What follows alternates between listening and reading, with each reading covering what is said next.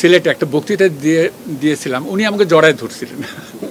এটা উনার মনে আছে যে আমি আপনার সাথে অডিটোরিয়ামে দেখা হয়েছিল। ডক্টর শফিকুর রহমান সাহেব অনেক বছর আগে ওনার সাথে দেখা হয়েছিল, আমার মনে 2003 বা 2004।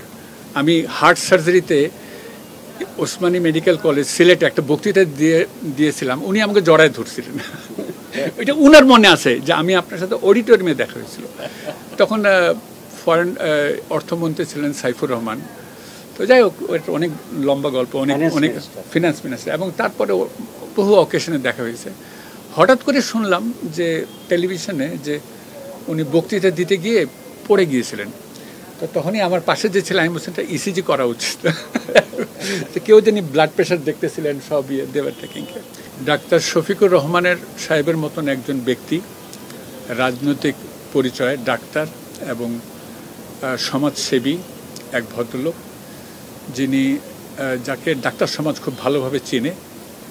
উনি যে ইউনাইটেড হসপিটালে অপারেশন করছেন, এটা কিন্তু খুব বড় কথা না। উনি যে ডাক্তার জাহাঙ্গীরের কাছে অপারেশন করছে, এটাও কিন্তু তেমন বড় কথা না।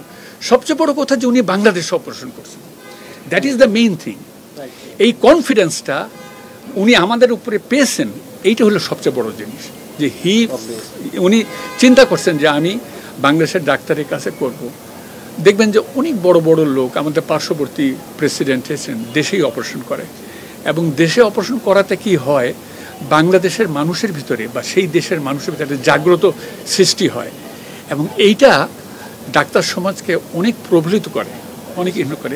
এই জিনিসটা ডক্টর শফিকুর রহমান করছেন, যে বাংলাদেশের মানুষ বাংলাদেশের ডাক্তারকে দিয়ে একটা রিজনেবল প্রাইসে, রিজনেবল পাশে সুষ্ঠু চিকিৎসা হোক, এবং at the end of the day ওরা যেন মনে করে, ওরা যেন তাদের নাগরিকত্ব নিয়ে গর্ববোধ করে, ওরা যেন বাংলাদেশে আমরা নাগরিক, এইটা নিয়ে তারা গর্ববোধ করে যে আমরা নাগরিক, আমরা একটা অল্প পয়সায় বা সুনির্দিষ্ট পয়সায় একটা সুষ্ঠু চিকিৎসায় আমরা সেরে উঠছি, আমাদের কষ্ট করে বিদেশে যেতে হচ্ছে না। অনেক আগে, আজকে থেকে 2003 সনে না 4 সনে, একটা ইংরেজি পত্রিকায়, আমার মনে নেই অবজারভার নাকি সামথিং, হার্ট ফাউন্ডেশন, আমরা যখন প্রথম হার্ট সার্জারি শুরু করি ব্রিগেডিয়ার মালিকের নেতৃত্বে, তখন আসছিল যে কত শত কোটি টাকা ফরেন কারেন্সি সেভ হয়েছে বাংলাদেশে। So that was a day যখন ওই যে মুজাহিদ সাহেব এরা সবাই আসতো।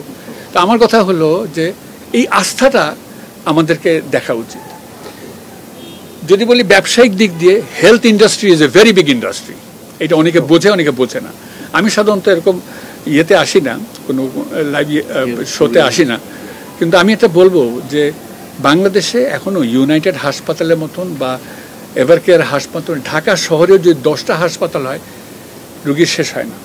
সো এই বিগ ইন্ডাস্ট্রিতে আমি পলিটিক্যালি বলেন, ব্যবসায়িকদের বলেন, আমরা চাবো এরা যেন আরও দৃষ্টি ওদের এই পাশে আসে, এবং বাংলাদেশের অর্থনীতি এটা তারা যেন আগায় নিয়ে যায়, এবং শিক্ষা স্বাস্থ্য বিভাগটা আরও মানুষের ঘরের দরজায় তার পৌঁছায় দিতে পারে। ওনাকে 3টা বাইপাস করার কথা ছিল, আমরা মোট 4টা বাইপাস করছি, যেন ওনার কোনো দিকে কোনো সমস্যা না হয় ইনশাআল্লাহ। এবং অ্যানেস্থেশিয়া দিয়ে ডক্টর শহীদ ছিল এবং ওনার টিম এবং আমার কার্ডিয়াক সার্জারি সব টিম সুষ্ঠুভাবে কোনো কমপ্লিকেশন ছাড়া অপারেশন শেষ করেছে।